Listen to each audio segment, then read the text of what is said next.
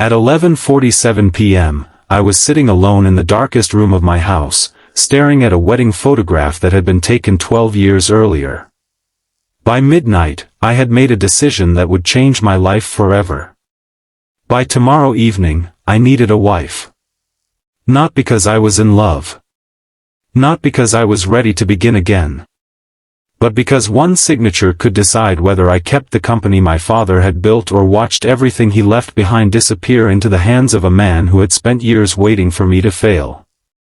I thought I was looking for a woman who would agree to a simple arrangement. I thought money could make the impossible easy. I was wrong. Because the woman who finally stood in front of me did not ask how much I would pay her. She looked into my eyes, lowered her voice, and whispered, "Then you need to promise me these things." And the promises she demanded would cost me far more than money.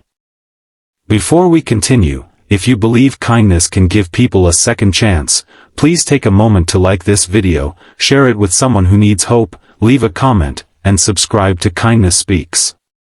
Sometimes the stories that touch us most deeply begin with two broken people who never expected to meet.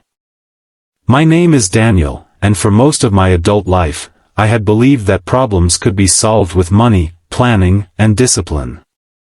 I was 39 years old, the owner of a successful construction company, and from the outside, my life looked almost perfect.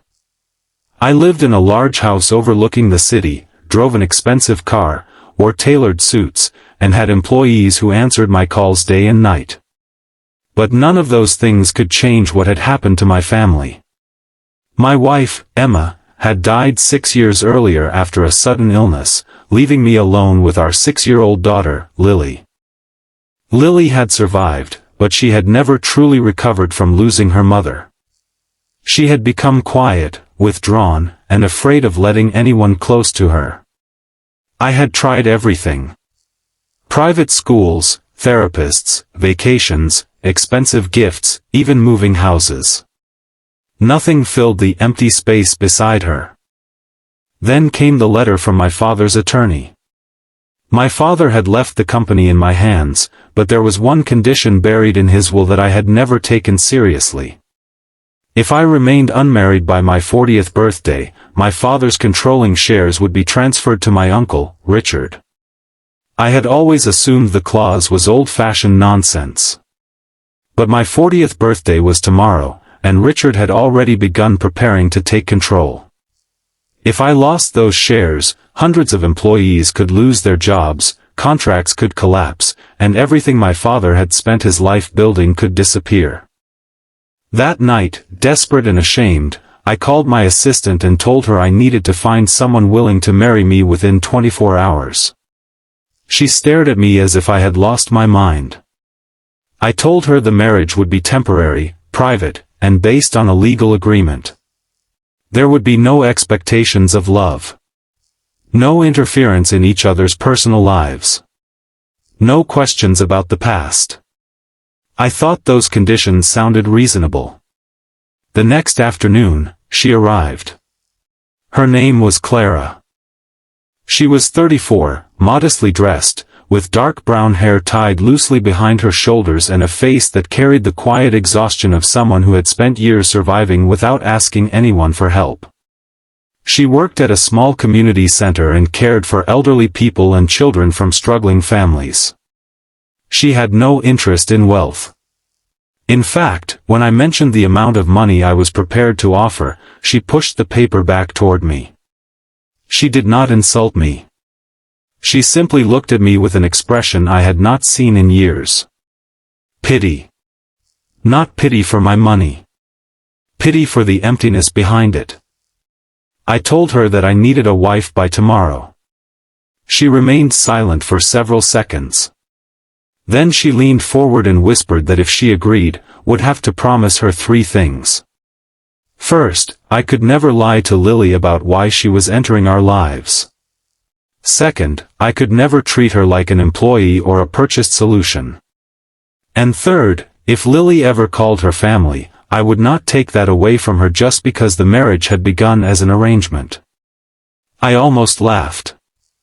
Those conditions sounded absurd to me. I told her that this was a business agreement. She answered calmly that Lily was not a business problem. That sentence stayed with me. I signed. The wedding happened the next afternoon in a small courthouse with only 2 witnesses. There were no flowers, no music, no celebration. I wore a dark suit.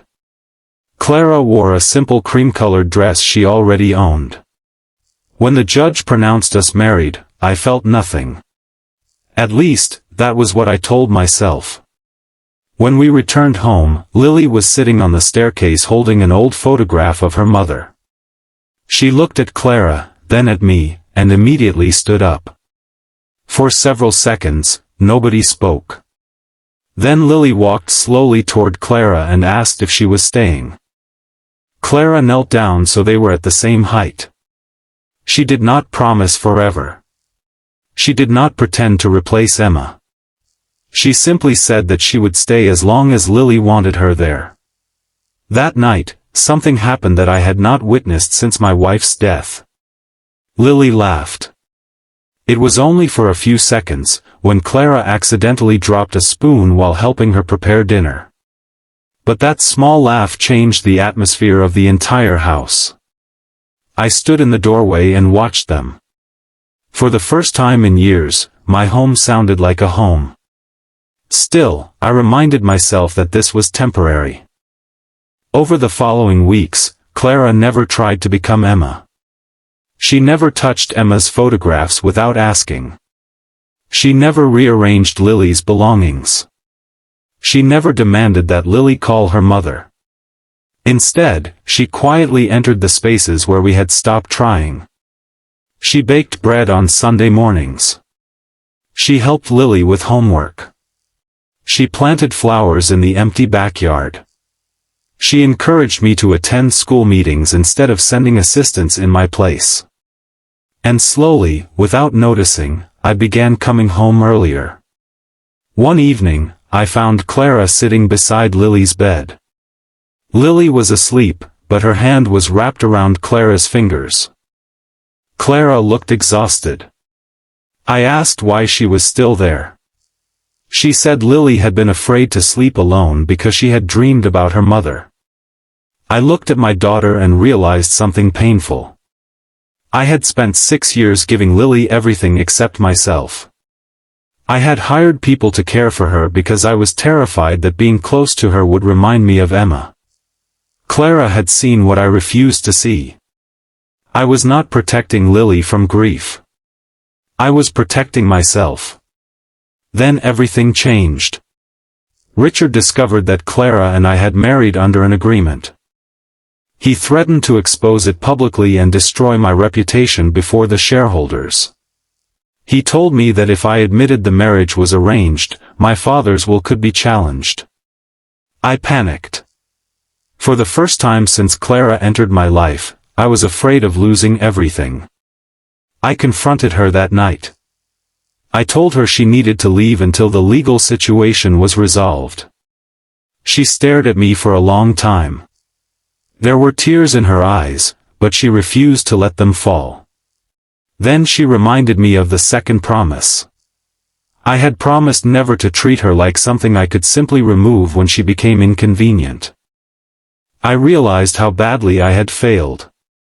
But before I could apologize, Lily appeared at the doorway. She had heard everything. She asked Clara if she was leaving. Clara looked at me. I will never forget that moment. She did not defend herself. She did not beg. She simply waited for me to choose. And suddenly, the company, the shares, the money, the mansion, all of it seemed meaningless. I walked toward Lily and told her that nobody was leaving. Not Clara.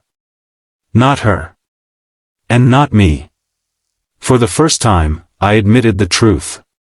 I was afraid. I was afraid of losing my father's company. I was afraid of failing Lily. I was afraid of loving someone again. I was afraid that if I let Clara become important to me, life might take her away just as it had taken Emma. Clara stepped closer and reminded me that love was not a guarantee that nobody would ever leave. Love was choosing to be present while they were still there. The next morning, I went to the shareholders' meeting. Richard expected me to surrender. Instead, I stood before everyone and told the truth. I admitted that my marriage had begun as an arrangement. I admitted that I had been desperate. I admitted that Clara had entered my life because I needed a legal wife, but that she had stayed because she had become part of our family. Then I said something that changed the room. I told them that if the company could only survive through a lie, then perhaps I had never truly understood my father's legacy. Richard threatened to take me to court. But the shareholders had listened. They had also seen what I had not understood until that moment. A man who was willing to risk his fortune to tell the truth was not the same man who had walked into that room 6 weeks earlier. The legal battle continued for months. In the end, I kept the company. But strangely, that victory did not feel like the greatest thing I had gained. The greatest victory happened one ordinary Sunday morning. I walked into the kitchen and found Lily sitting beside Clara, laughing while flour covered both of their faces. Lily looked at me and said that Clara had taught her how to make pancakes. Then she hesitated. She looked at Clara and quietly asked if she could call her mom. Clara's eyes filled with tears.